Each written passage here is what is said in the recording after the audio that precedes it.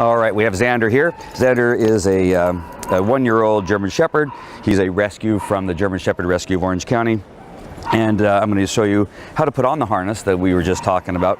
And again, not normally is the harness one of my choices for an obedience tool, but this one I think is going to be, because I'm seeing some great results with this harness. And it may be the solution for those of you that just don't like yanking on a dog's neck, or you have a dog that has some type of injury to its neck, and you don't want to put any more pressure on the neck than you have to. So you slip it over the dog's neck like this. There's a padded part in front. You want that to go on the chest, so the dog's head goes through it just like that.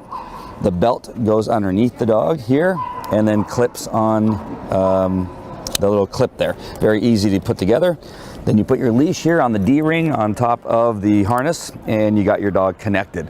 One thing that you might want to do to show the dog that this is a happy tool, just like anything else, like the cone that you might put on your dog when they have some type of injury and you don't want them to wig out or bite the injury or undo the sutures on any kind of operation they may have had.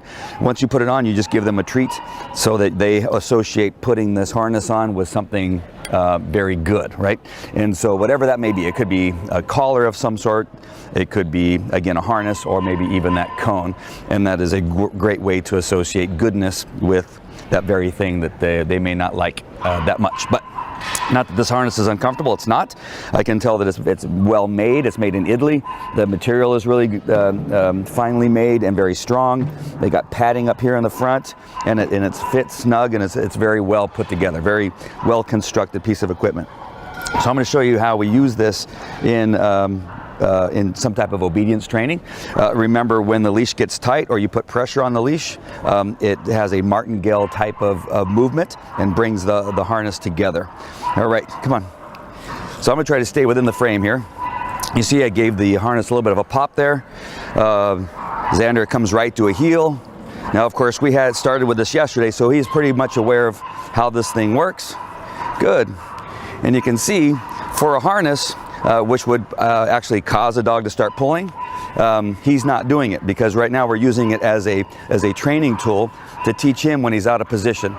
So anytime the dog's out of position, I'll give the leash a pop, which causes the attention. Come on. It gives him. He feels that pop. He feels that sudden pressure of the harness being closed around his body. Good. He's distracted. Good. Nice. Come on. Good. It doesn't put pressure on the dog's neck. It just tells the dog that at that time he's doing something wrong. Nice. Come on. Good. Good. So far, a very good tool. I really kind of like it. It's again, it's out of my comfort zone with training tools, but it being a harness is just, it's stuck in my brain that you can't use a harness for obedience. But this one in particular seems to be working fine. You see that little bit of pressure I gave got his attention on me right away, and it seems to be working. So if you are looking for an alternative to a collar correction, or if your dog again has an injury, this harness may be the tool that you need to work with your dog in an obedience environment. All right, what do you think, Xander?